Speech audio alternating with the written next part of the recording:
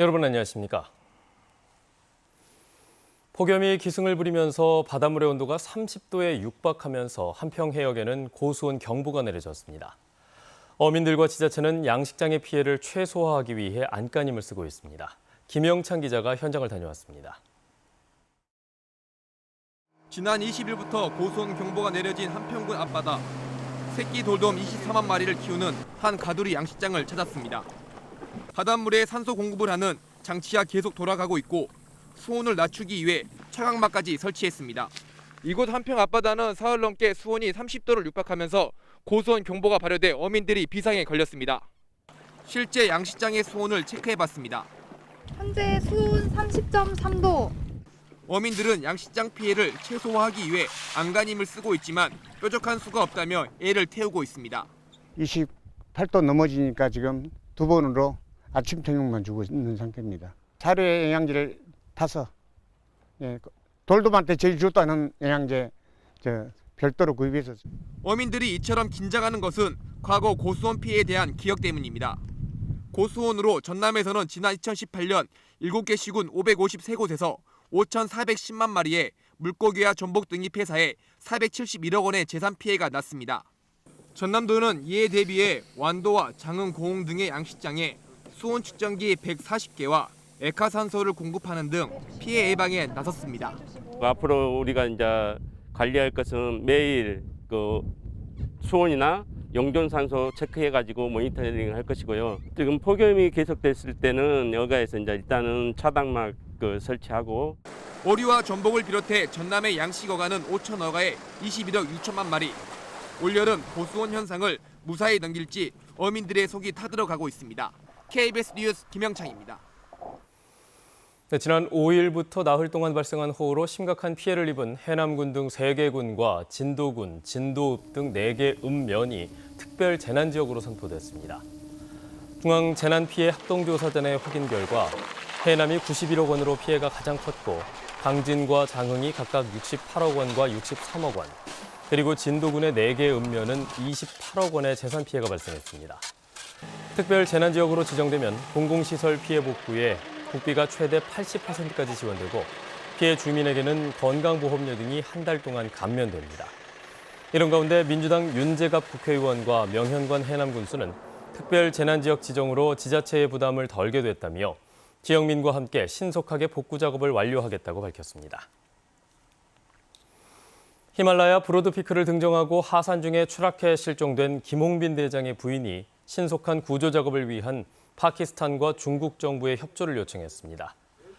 김 대장의 부인은 광주시 장애인체육회관에서 기자회견을 열고 남편의 실종 위치가 중국 쪽으로 확인되고 있다며 파키스탄의 구조 헬기 비행 허가가 이루어질 수 있도록 외교부와 두 나라가 노력해달라고 호소했습니다. 김 대장은 히말라야 브로드피크 등정에 성공하고 하산하던 도중 실종됐지만 현지 기상 여건이 좋지 않아서 지금까지 헬기 수색이 이루어지지 못했으며 광주시 사고수습대책본부는 현지 수색 작업 지원을 위해 광주시 산악연맹 소속 2명 등 3명을 파견할 예정입니다. 국내 첫 국가정원인 순천만 국가정원에 4,900제곱미터 규모의 식물원이 건립됩니다.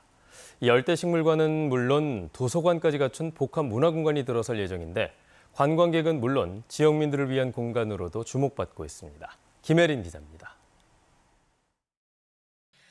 지난해 세종시에 문을 연 국립세종수목원입니다. 국내 최대 규모인 축구장 1.5배 크기의 온실이 갖춰져 계절과 관계없이 1년 내내 관람이 가능해 수목원의 최대 볼거리로 꼽힙니다. 이런 식물원을 순천만 국가정원에서도 즐길 수 있게 됐습니다. 8년 전 지어진 온실을 철거하고 새로운 식물원을 짓기로 한 겁니다. 가설 건축물인 현재 온실은 시설이 노후화한 데다 빛 투과율이 낮아 식물이 더는 자랄 수 없는 환경이기 때문입니다. 새로 지어지는 식물원은 기존 온실 바로 옆 부지에 4,900제곱미터 규모로 들어섭니다. 외관엔 봉화산과 해룡산, 인제산 등 순천의 산 3개와 동천 2개의 물길을 표현할 계획입니다. 우리 국가정원의 또 하나의 랜드마크로서 그런 기능을 할 거라고 생각이 되고 또 기후변화가 요즘 심하잖아요. 근데 미세먼지 그런 측면에서나 아니면 정신적인 그런 원예 치유 이런 효과를 줄 수 있게. 새롭게 들어설 온실에는 원시와 열대식물관 2곳과 카페와 도서관이 있는 복합 문화공간이 마련될 예정입니다. 야외 볼거리가 많아 혹석이나 혹한기 관람률이 저조했던 상황. 온실 식물원이 들어서면 1년 내내 관람할 수 있습니다. 여름에는 좀 너무 더워서 가족하고 돌아다니기는 솔직히 좀 너무 힘들어요. 그래서 실내 정원이 생기면은 정말 가족들하고 잠깐 왔다 갈 수도 있고 편할 것 같습니다. 새로운 식물원은 이르면 올해 말 착공한 뒤 오는 2023년 순천만 국제정원박람회 개최 전까지 준공될 예정입니다. KBS 뉴스 김혜린입니다. 광주 철거 건물 붕괴 사고를 일으킨 불법 공사를 묵인하거나 방조한 혐의를 받고 있는 현대산업개발의 현장 소장이 구속됐습니다. 현대산업개발 관계자들은 법정에 출석하면서 피해자들에게 죄송하다고 말했습니다. 손준수 기자입니다. 건물 붕괴 사고가 일어난 재개발 구역의 시공사인 현대산업개발 관계자들이 광주지방법원에 나왔습니다. 업무상 과실치사상 등의 혐의로 청구된 구속영장 심사를 받기 위해서입니다. 이들은 영장 심사에 앞서 죄송하다고 말했습니다. 피해자분들하고 가족분들에게 진심으로 죄송합니다. 현대산업개발 소속 현장소장과 안전부장 등 2명은 철거 현장의 안전관리를 소홀히 해 17명이 숨지거나 다친 건물 붕괴 사고를 유발한 혐의를 받고 있습니다.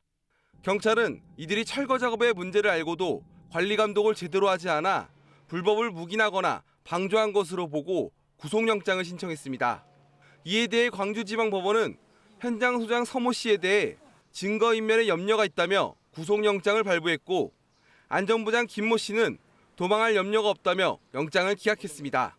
현대산업개발 측은 사고를 예측할 수 없었다며 혐의를 부인해온 것으로 전해졌습니다. 철거 공법 지시하셨습니까? 그 부분도 조사 과정에서 상세하게 말씀드렸습니다.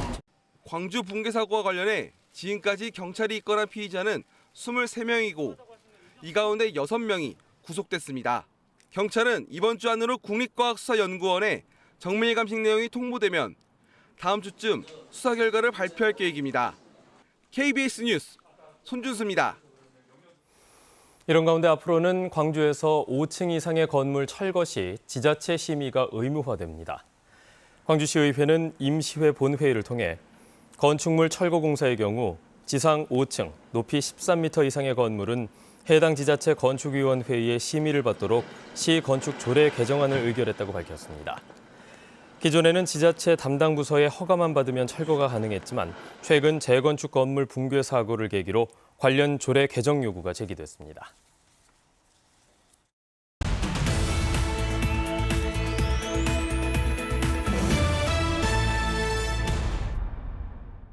한평군의 지역 특화 작목인 블랙베리 옥수수가 본격 출하돼 광주 전남 로컬푸드 직매장과 서울 현대백화점 등에서 판매됩니다.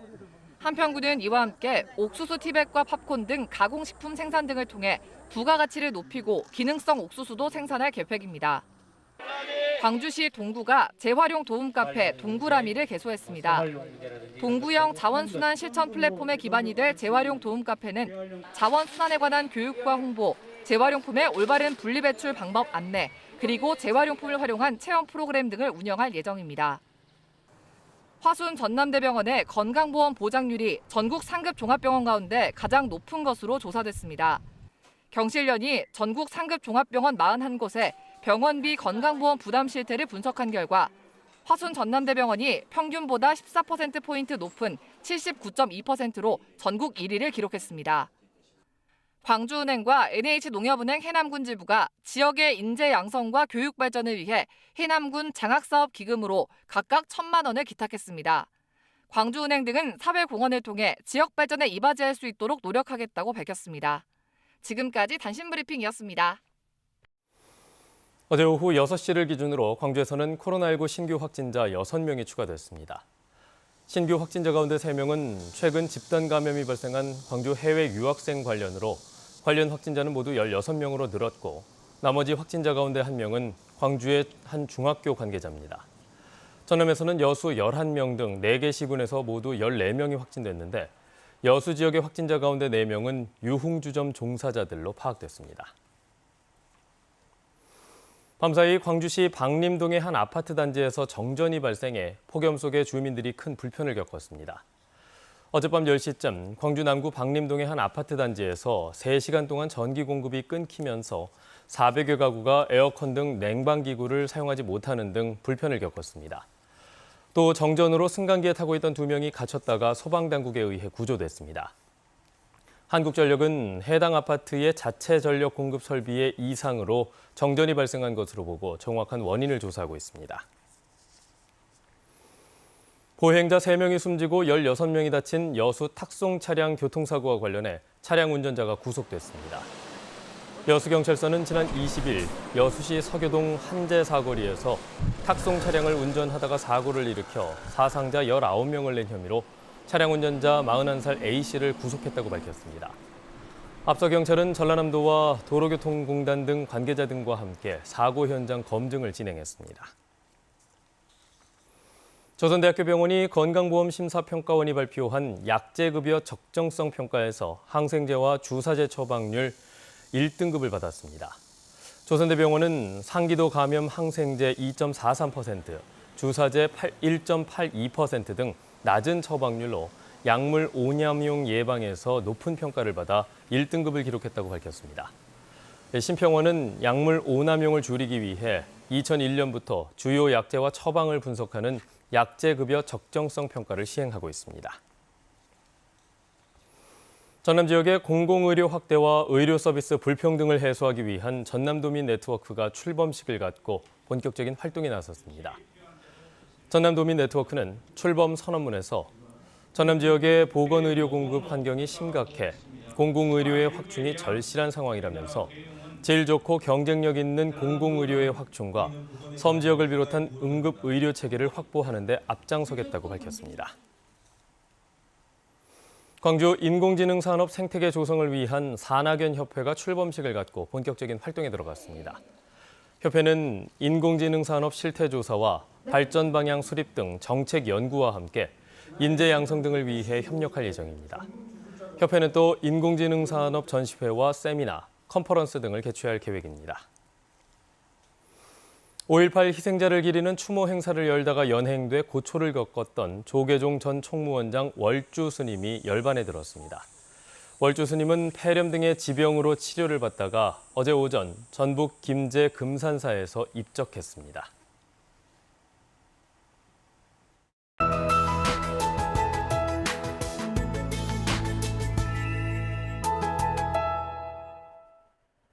요즘 밖에 잠시만 서 있어도 숨이 턱턱 막힙니다. 35도 안팎의 찜통 더위가 계속되고 있는데요.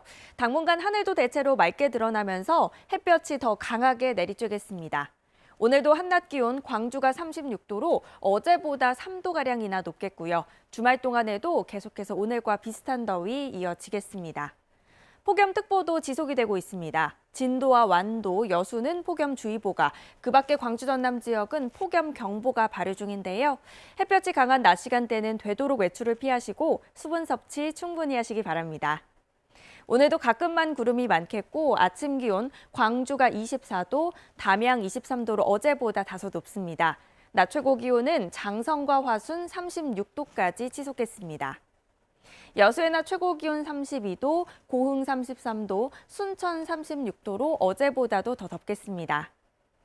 목포 34도, 완도 33도로 서부 지역은 대체로 33도에서 34도까지 오르겠고요. 신안을 비롯한 그 외 도서 지역은 31도에서 34도가 예상됩니다. 서해 남부 남쪽 먼바다는 풍랑주의보가 발효 중인데요. 모레까지 바람이 강하게 불고 물결이 최고 4m로 매우 높겠습니다. 당분간 무더위가 계속되겠습니다. 날씨였습니다. 뉴스를 마칩니다. 여러분 고맙습니다.